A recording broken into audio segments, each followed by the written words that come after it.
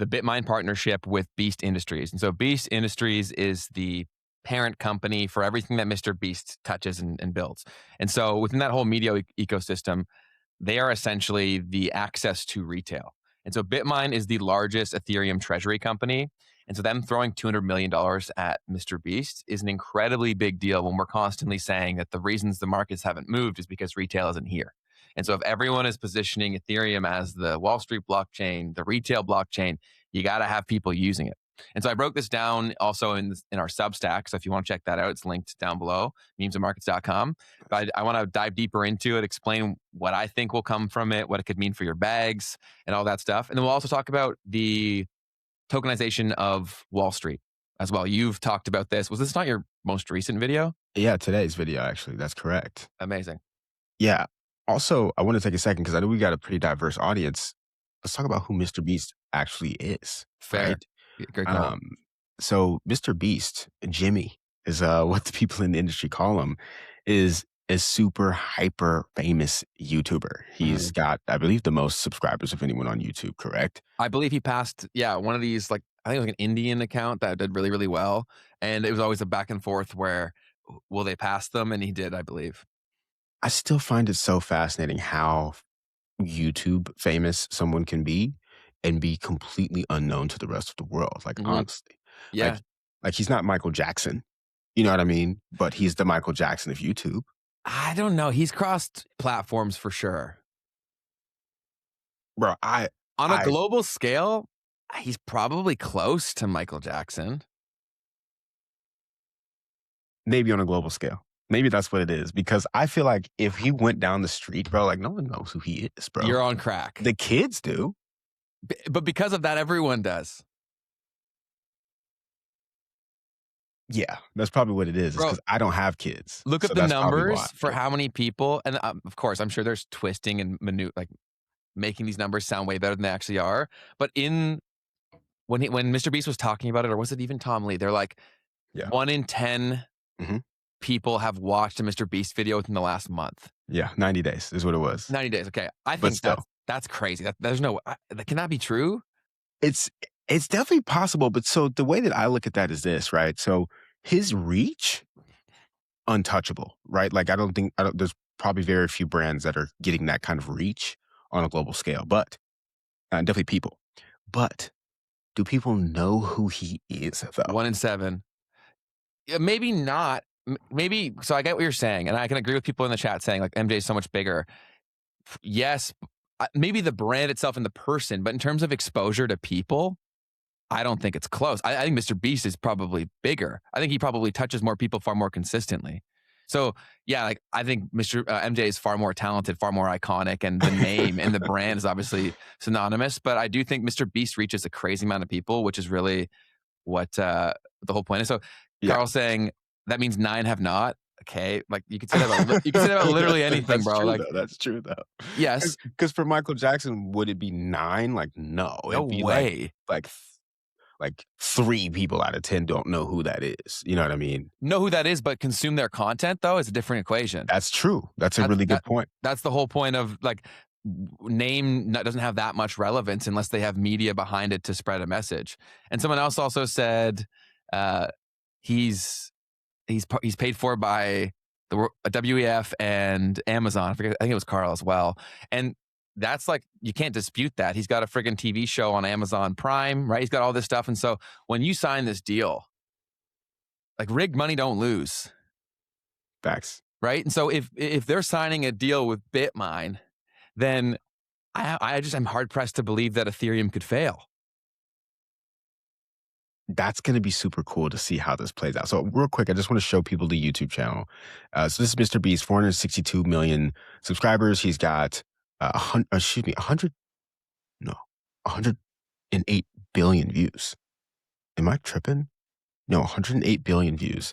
He does these like little challenges and things that, get people to watch, and the thing with everyone who doesn't watch something is they always extrapolate like their experience to everything else, right? So they're always like, oh, well, none of my friends have watched it. It's like, okay, it's really not all that relevant. And if we're talking about a world where everyone is like 7 degrees separated from each other, if you just speak to the people who are watching MrBeast content, you basically touch the whole world. I want to also double down on this thing that you were saying about like being known versus having their stuff being consumed. Because I think that's actually a really powerful and important thing to think about because that also applies to brands and like people who are like in like financial companies and stuff like that. Like you don't need to know who Jamie Dimon is, right? For Mhm. him to be able to have incredible amounts of influence over the world, Yeah. right? So I think there's kind of a play to that too. Like Jimmy's hands, as far as in the content game, is in a lot of stuff. The things that he can influence with just having a product placement in the background, like changes things a lot differently than like it could be for some other people in the world. So, anyways, just wanted to point that out and double down on that too. So we can move forward and talk more about BitMine itself if you think that's the best way to Sure, we can do that. take it. And Mad says, "We are his target audience, but we are if you don't watch his content, then I wouldn't say you are."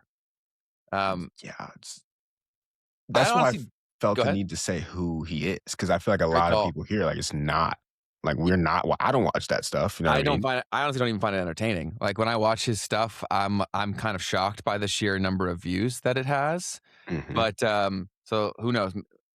Like, obviously, the production and everything that he does is very talented, but I've never found the content all that appealing. But, Carl is speaking to the production value of his content. Yeah, it's gotten absolutely mental in terms of how much money they put into every single video. It's full on TV and movie sets, but great point, Keith. We'll move on to mhm. BitMine. So BitMine is a Ethereum treasury company. So I'm sure most people here have heard of Strategy, which is Michael Saylor's company, who accumulates Bitcoin. And you probably know this better than I do, Keith, in terms of how they get more. Do you want to explain it?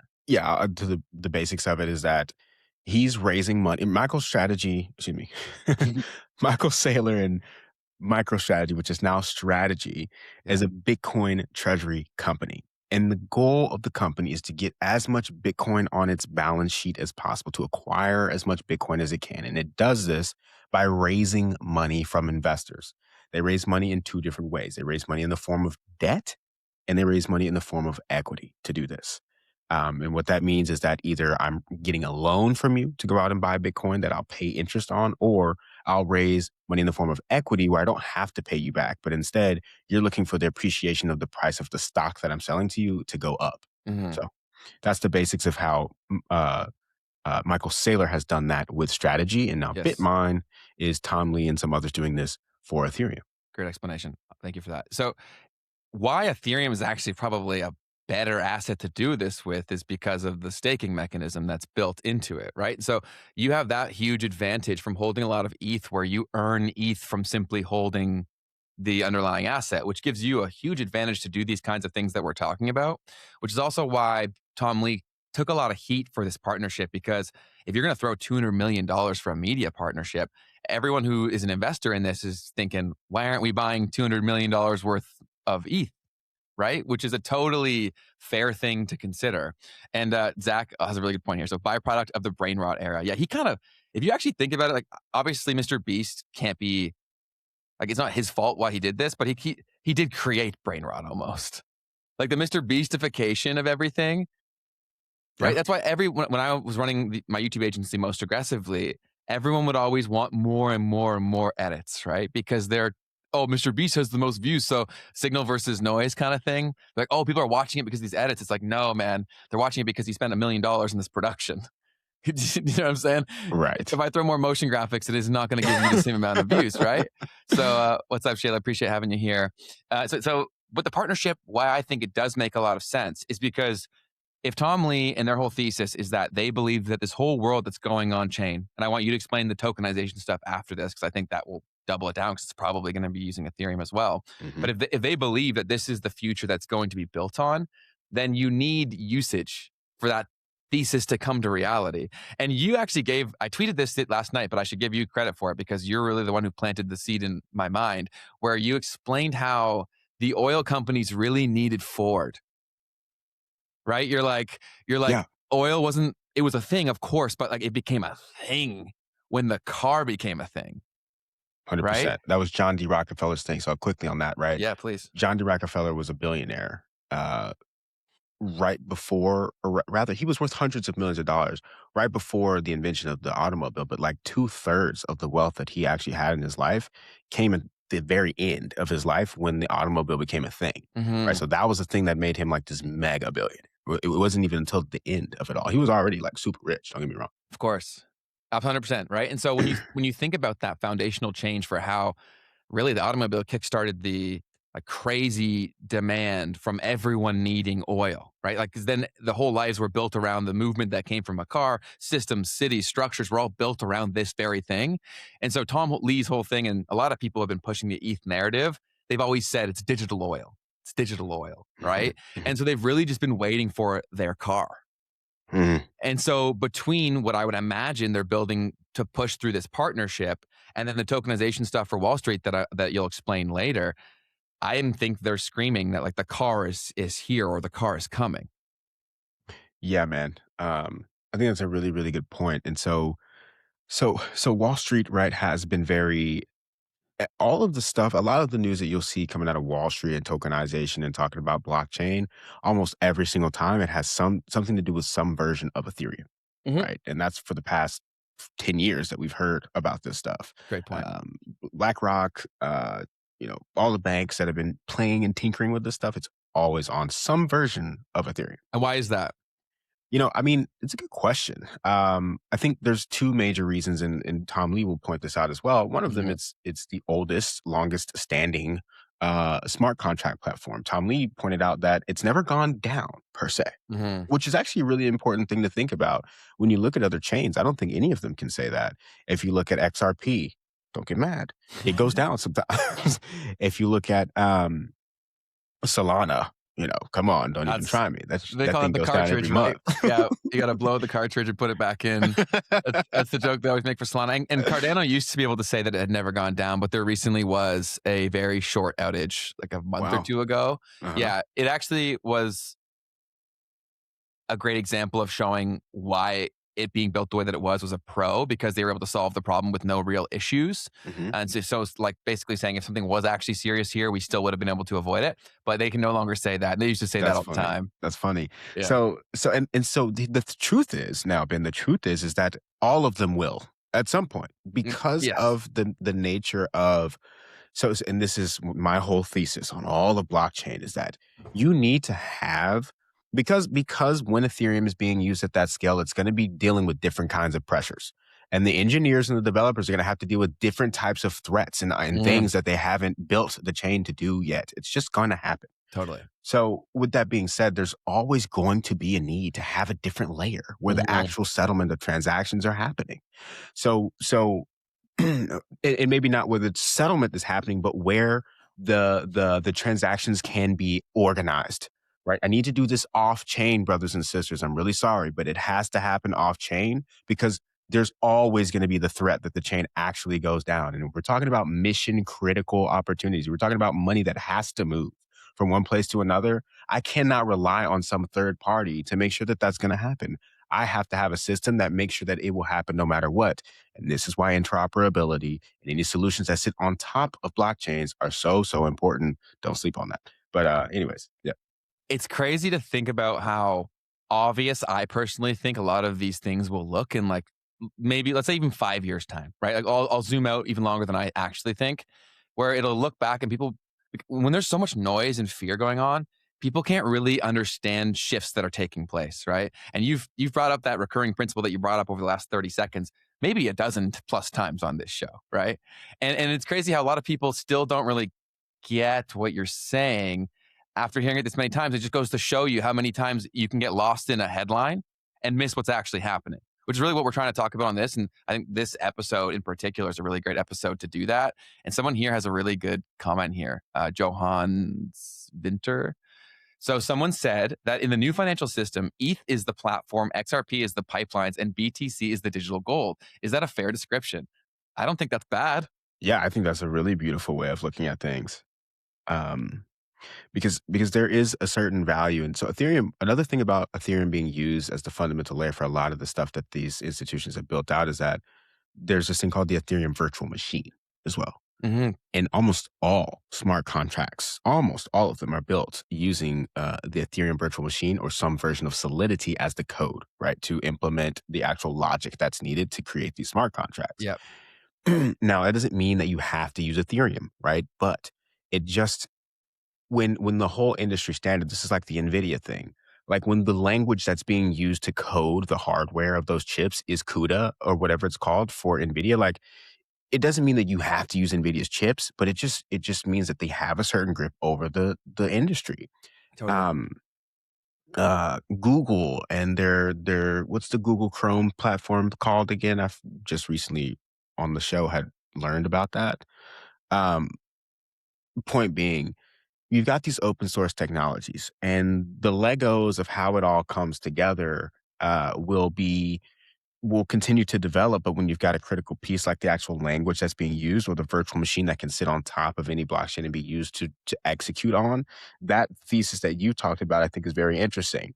You use Ethereum for the actual development of the smart contracts themselves. You might have some of the transactions being settled on the XRP ledger, and then the gold that's in the background is always there as a way that you can store value in this entire digital space without having to use it to settle trillions and quadrillions of dollars of securities transactions. I'm sorry, No, Bitcoiners. I'm sorry.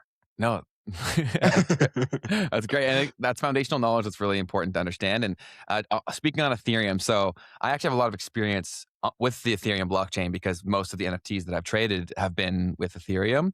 And when things were going crazy with the NFT mania, the gas fees on that thing were just absurd. Like I was spending hundreds of dollars to make a transaction for something that was like the same price as the gas fees, Right. which was a crazy thing. And that's also why layer twos became a massive thing for Ethereum. Can you Mhm. explain what like a layer two is? Yeah, I mean, there's different approaches to how you do a layer two, but you can kind of think of it as so you have layer one being the blockchain itself, and then you have these like mini blockchains or mini systems that are used to accumulate transactions in one place before you actually send all of those transactions into one larger transaction on the blockchain.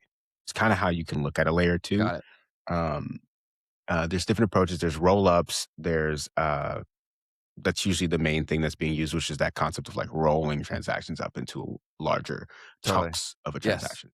Absolutely. And that was a big deal because of the gas fees that I was referring to, where it would be Mhm. really slow and very expensive. And so they try to take some of the pressure off of the primary layer one by these layer two solutions. But now Ethereum, because it does evolve, right? People forget that these things aren't set in stone. They're code, they can be improved. And now the gas fees have come down pretty dramatically. Like I heard someone doing a transaction the other day for like literally pennies. And so that Mhm. changes the equation too, because a lot of people had made pretty foundational bets on the necessity for layer twos being like the primary driver. Yeah. And Yeah. go ahead. I think that's a silly I mean, let me Bet. just say it this way. Yeah. Like that's a tough bet because first off, do you need a layer two when you can always update the chain? And then which layer two? You know what I mean? Like you're Yeah. you're you're really getting into the weeds of trying to pick a winner Yeah. inside of a winner inside of a winner. And it's like, brother. Like, So many things that can go wrong, yeah. right? You Yeah. don't have any sort of foundational control over any of that. But it's important to explain all this stuff because these are all what goes into why Ethereum has kind of been selected by a lot of these legacy people to build upon. And what do you think? Where do you think makes sense to go continue down? Should we go down more MrBeast, or should you start talking about the tokenization stuff? I'll talk a little bit more about tokenization and like some of the efforts that some of these companies have done in the past so far. Sounds good. So, BlackRock. Hey, you made it to the end of the clip. That means you're probably enjoying this. And if so, just know that you can catch us live every Tuesday and Thursday at 12 p.m. Eastern. And if you want to see the full version of this episode, you can click the link in the description down below. Otherwise, YouTube thinks that you will enjoy this next.